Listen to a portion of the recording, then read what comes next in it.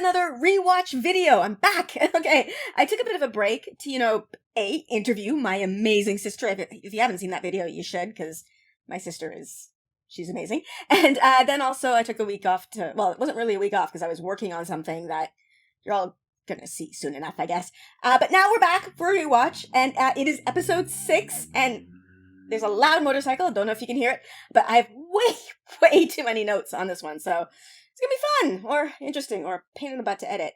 I don't know. We'll see how quickly I can get through this. But okay, as far as spoiler level, of course, because this is a rewatch video, this is gonna have spoilers for the entire first season of the Wheel of Time TV show. And then, as far as books, I'm gonna say spoilers from the prequel, New Spring, to Lord of Chaos. So if you haven't read the prequel and the first 6 books of the series, get out of here. But the rest of you, we're good to go. So let's go. Let's be nerdy, bitch. Let's be nerdy, let's be nerdy. Let's be nerdy, bitch. Let's be nerdy, bitch. Let's be nerdy, let's be nerdy, bitch. Now, normally I wouldn't mention the previously on, because anything in the previously on I would have talked about in the previous video, right? But this time, what they showed in the previously on this episode, whatever, it impacted the way I viewed this episode. Not, like, this isn't a rewatch thing. This is the first time I watched it. In the previously on, they showed the face touch between Liandrin and Moiraine, when Liandrin reached out and touched, like, Moraine's jawline or whatever. And my brain, just all caps, it just went, there's no reason for that unless this episode is gay! And so everything that I saw after that in this episode was interpreted through I'm looking for the gay lens. So, okay, that's the previously on. Let's begin the episode. The first scene, I'm sure I talked about this before, but whatever. What is this location? This is gorgeous. It is stunning. Wow. I want to go to there. I'm going to point this out again, just because, I'm not getting tired of it, but whatever. I love the diversity in this cast. And the way this episode starts actually highlights that for me, because they gave baby swan tattoos, and they gave, of course, adult swan tattoos. Now, I'm sure there's a lot of reasons for that. Like, there'll be cultural reasons that will indicate things about Swan and her upbringing and the culture and whatnot. But I bet it entered into their decision of, okay, we're going to show a flashback of a young black girl, and everyone's going to assume it's Nynaeve. Everybody's going to assume it's Nynaeve. How do we let people know it's not Nynaeve? And they did this visual thing so that she would be distinguished from Nynaeve, because Nynaeve doesn't have tattoos. And I love that, because the fact that there is such diversity in the cast, I know this is a fantasy world and whatnot, but I cannot tell you how many times watching shows and movies I have been able to predict plot points because of being able to predict the racial dynamics. Like, okay, the most blatant example, this is very old, this might reveal a bit about my age, I guess, although I always talk about how old I am, so I guess it's not something to be embarrassed about, but whatever. Years ago, watching ER with my roommates, they introduced a new character, and I turned to my roommate and I went, oh, he's gonna hook up with Jeannie, and then Jeannie's gonna leave the show. And, like, literally as they introduced this character. And my roommate was like, how do you know? I'm like, well, he's black. And my roommate was, what does that have to do with anything? I'm like, well, Jeannie's black. They need somebody for her to hook up with so that she can leave. That's the only reason to introduce a black doctor. That's, like, I could tell. Because I understand how racial dynamics work in Hollywood. Because I am a black person. I notice this. And it's happened so many times. I've been able to predict who dies. I've been able to predict who hooks up. I've been able to predict who's going to be the villain, who's going to be the good guy.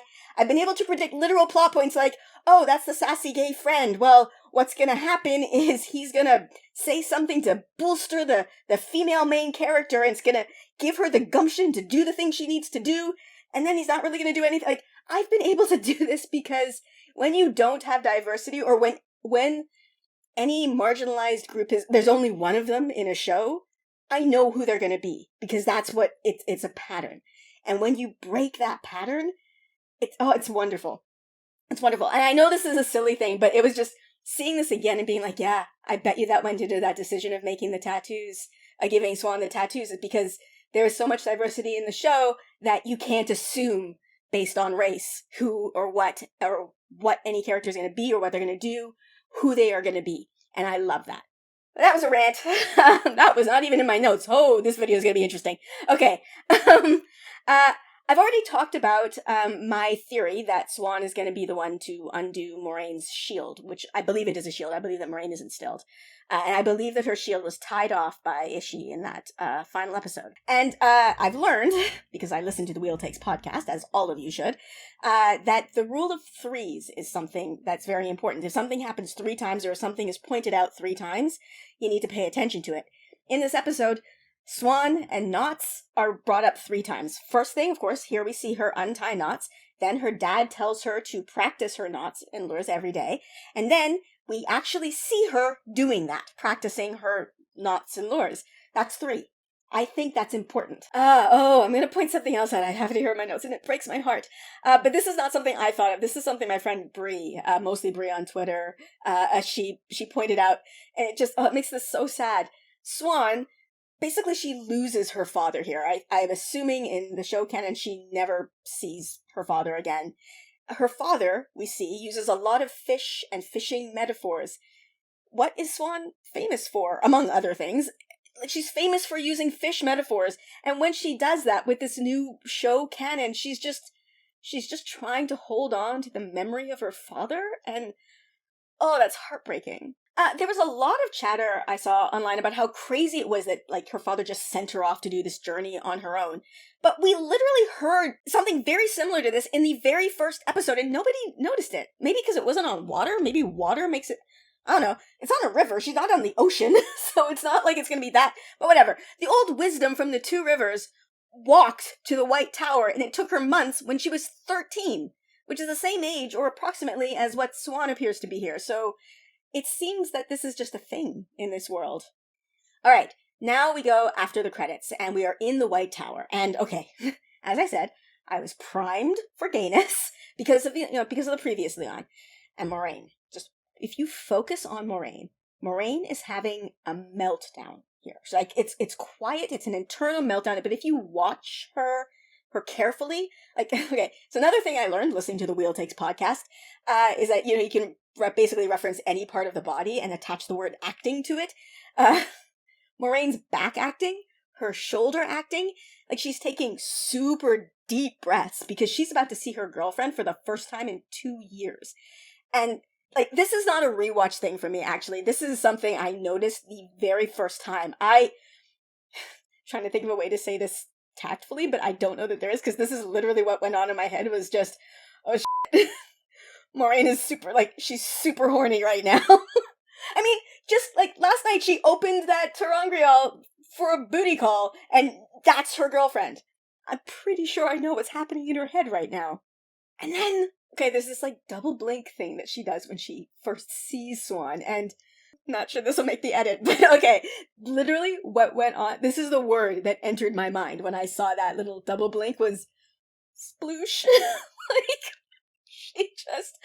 That's her girlfriend. Her girlfriend is looking fine, and she's just the first time she's seen her in 2 years, and she knows tonight, like, that's gotta be what's happening, right? Like, am I crazy? Am I crazy? Maybe I'm a little crazy, but I don't think I'm crazy. And do not think that I did not notice the lack of safety railings on the upper levels of the tower here. Now, like, there's no people there, but it does look like it's made for people to stand in, and just, it's so dangerous. It makes me so nervous just to look at it. And when Siuan speaks to Logain, what she says is that he is going to live out his days until he loses himself entirely to the madness.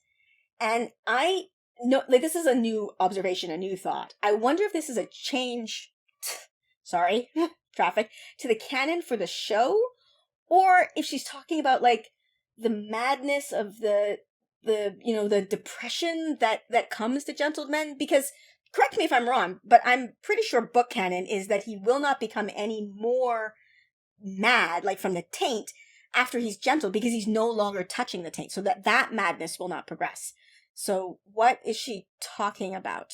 And then we get this confrontation between Liandrin, Moiraine, and Alanna, and Siuan. And I actually saw some criticism that Moiraine should have been able to figure out a way to use her her Daistemar skills, her Aes Sedai word twisting during this exchange, to get out of the trouble that she got in. But there's this moment where we see her and she's looking frantically for words. And again, in my head, the first time I saw this, I thought, oh yeah, no, she's just too horny. She can't think properly. In other non-Moiraine being hot for Swan thoughts on this scene, Liandrin. Once again, ladies and gentlemen, Kate motherfucking Fleetwood. I love her. This moment, I'm actually going to risk putting some audio here. I was unaware she could Sorry, what did you say? I was unaware that she could channel.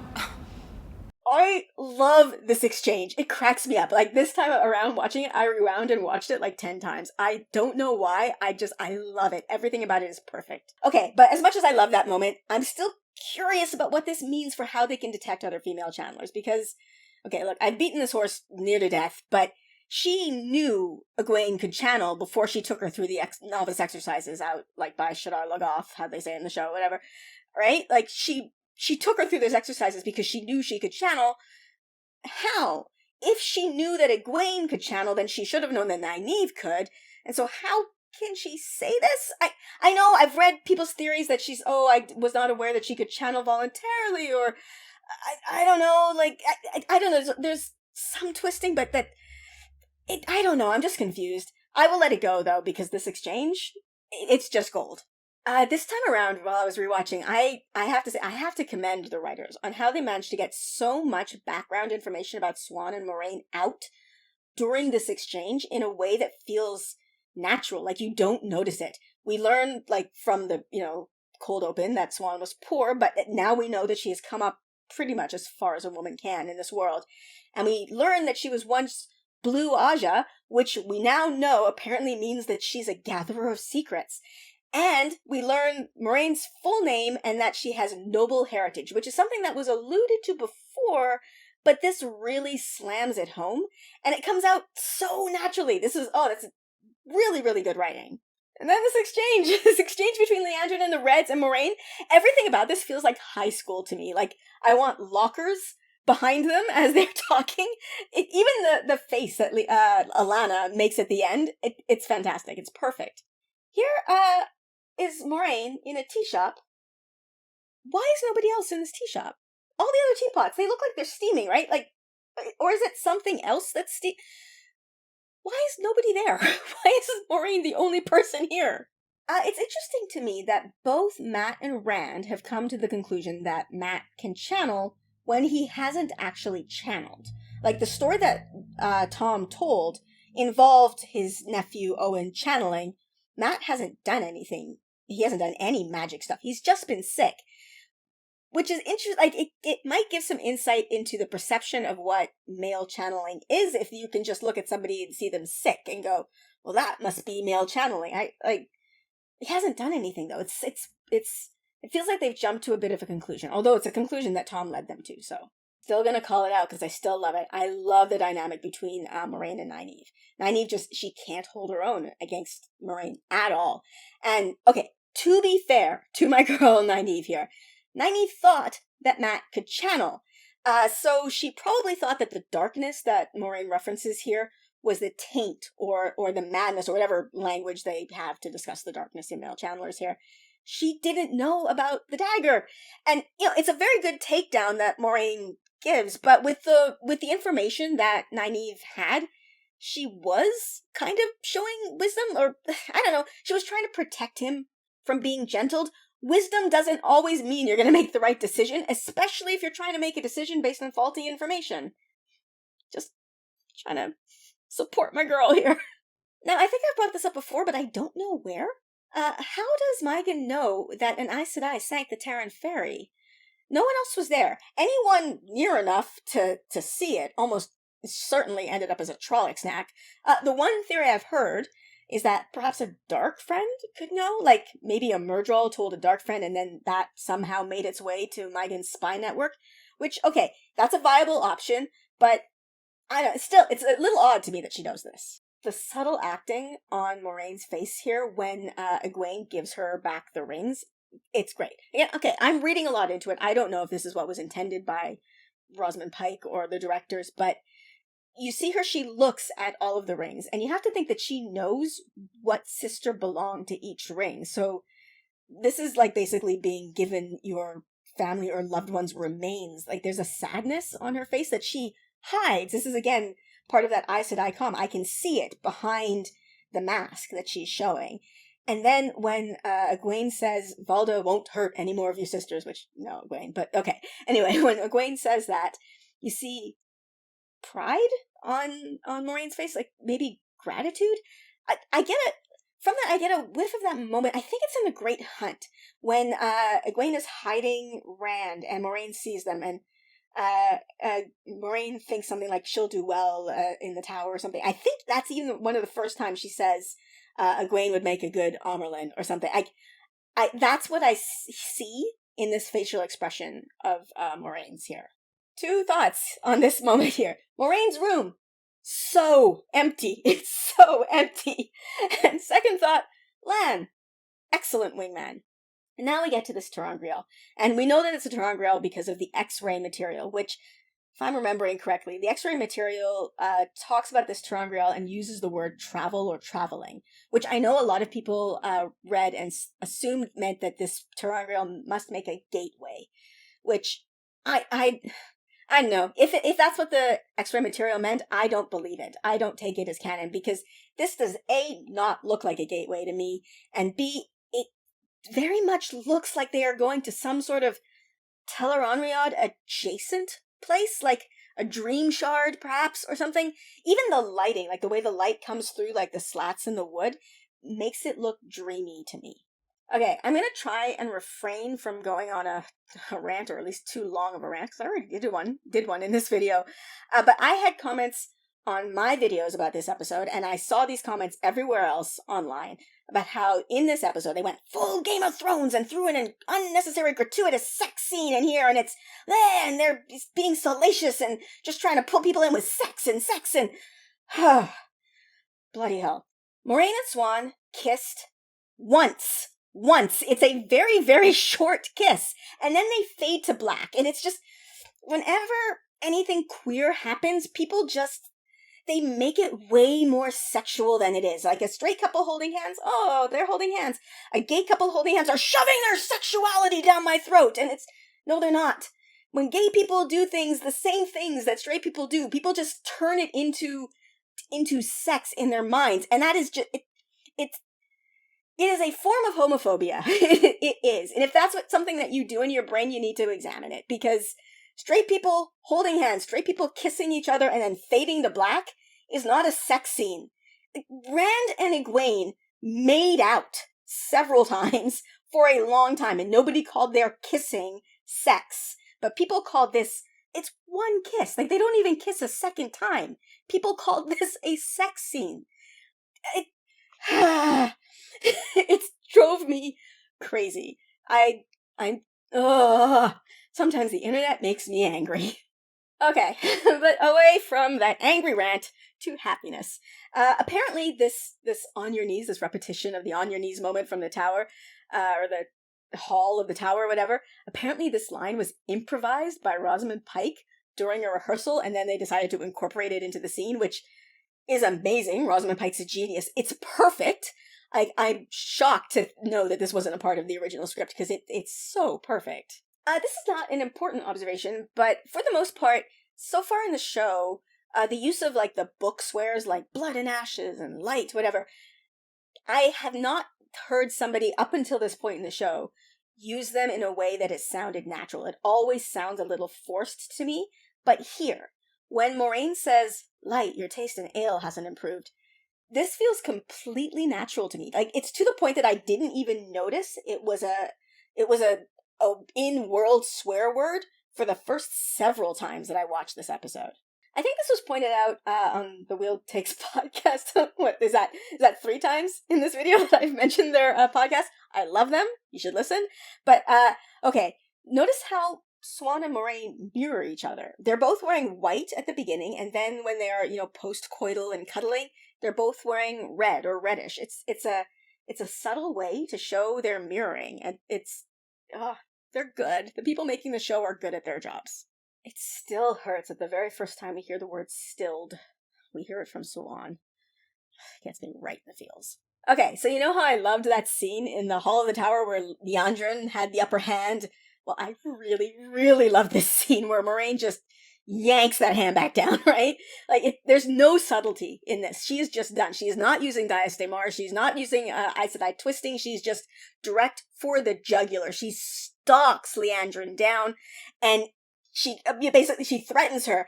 And if you look at Leandrin's eyes, she is terrified. And of course, us book readers know she's likely terrified because what Moiraine is threatening here would almost certainly reveal her to be a dark friend, because I'm fairly certain that the man she's meeting must be a dark friend.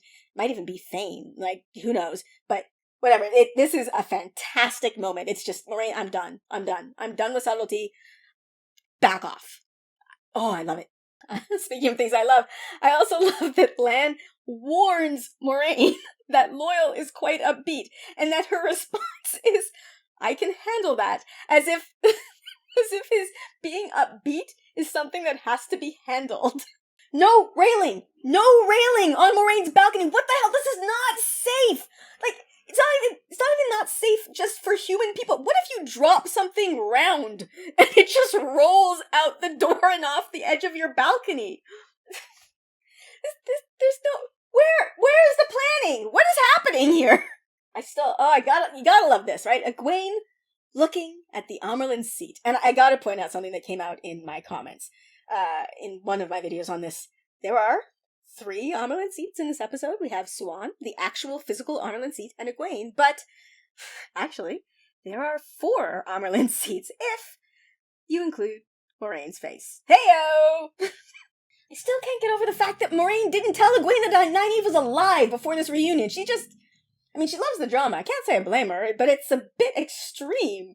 Look at Swan's room, and remember how empty and stark Moraine's room was. This is not Moraine's home.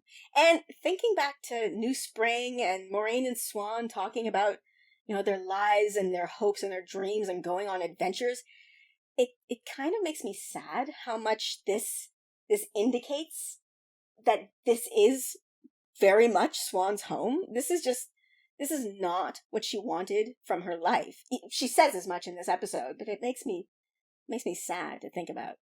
This was pointed out again on the Wheel Takes podcast. Oh my gosh. Okay, that's 4 mentions of their podcast in this video.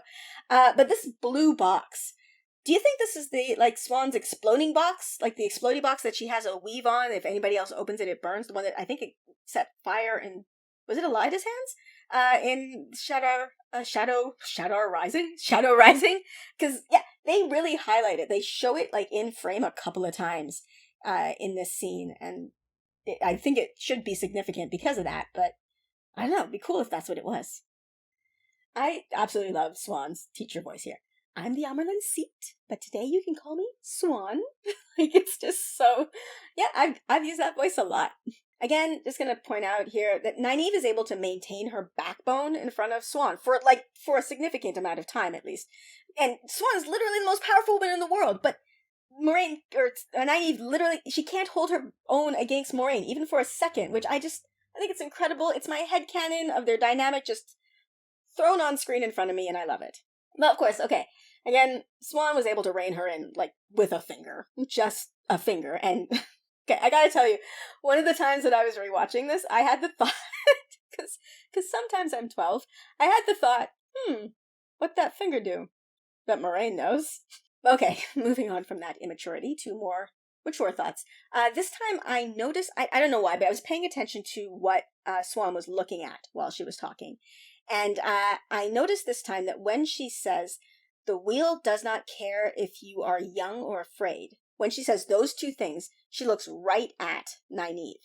And I love this because those are the 2 things, well, not the only 2 things, but those are 2 major things that Nynaeve is very insecure about. She hates how young she is, and she thinks that she's a coward.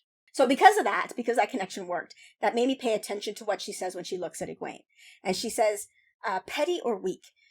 But I don't know that either of those apply to Egwene so much. She can be petty at times, but to be honest, all of them can be, like all the kids, well, not even just all the kids, almost all the characters can be petty at times. And I definitely don't think weak applies to Egwene, especially, like, I don't think it would be something that she would be insecure about, so I don't know that that one lands as much. But it is interesting to note, Egwene isn't in frame when this is said, but the back of Nynaeve's head is in frame when the words addressing Nynaeve are said, and the camera actually at one point focuses on Nynaeve's face to see her reaction to what Siuan is saying.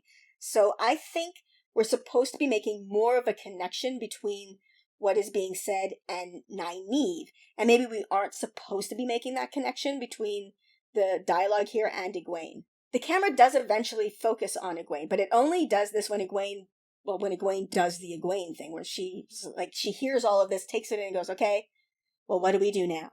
Like, that's Egwene. Egwene is like, okay, I've taken in all the information, now I will act. Nynaeve is more of a, I will act! Oh, what's the information? That's where they are slightly different there. And then we get another view of this very dangerous balcony, and then the wedding/exile scene. And yeah, it was confirmed by Rafe that in an interview recently that the dialogue chosen for the exile was meant to mirror wedding vows. So I and everybody else who said this, because I don't think I was the only one who said this, I was right about this. This was definitely meant to be a wedding. The acting during the scene, it's heartbreaking. Like, Rosamund Pike and Sophie Okonedo are just killing it here. I fully teared up watching it this time. I can't believe I didn't catch this, but, I mean, okay, I was adjacent to it in a previous video. I mentioned how Moiraine says something like, I didn't tell you before because I didn't trust you, and now, and I was like, how does she trust them now? She barely knows them. Well, if you watch this, especially in light of watching her earlier try and find a way to answer a question in the hall without lying, she does the same thing here. Like, she searches for a way to say, I trust you, without actually saying, I trust you, because she can't lie. But she can't find one, so she just trails off. And it's so effective, because I filled it in my own head. And I've read these books. I know to be looking for this sort of thing, and I missed it. I am 100% certain that the episode was supposed to end here, at this moment, with Moiraine opening the gate, like the way gate, and then turning and looking inside into the darkness, and says, the wheel weaves as the wheel wills, and then it was supposed to cut to black. That would have been such an awesome ending, and probably would have had this episode top even episode 4 for me, which episode 4 is near flawless. I can't blame them for how they ended this. Because of the circumstances, they had to add the whole Matt leaving thing because the actor wasn't coming back. But, I don't know, maybe it would have been less jarring at the beginning of the next episode. No, that would have also felt kind of tacked on. I don't know. I don't know that there was a way to have done this to make it feel less awkward. So yeah, that's my notes on my rewatch of episode 6. A lot of them are things that I did notice before, or things I've noticed actually in subsequent rewatches, but there were a few new things here. Have you noticed anything new as you've been rewatching the episodes? I'm assuming I'm not the only one doing this. I'm assuming we're all obsessed with Wheel of Time and have probably watched these episodes many times. So if there's anything new you picked up, please let me know in the comments below. And if you like my videos and you want to support me, please consider checking out my Patreon. My patrons, you are amazing. I love you. I'm so, so grateful to you. You have no idea how much it means to me. Your support, it means a lot. So thank you very much. My Patreon will be linked in the description below. And with that, I am going to end this here. So please like, subscribe, and I'll see you next time. Bye!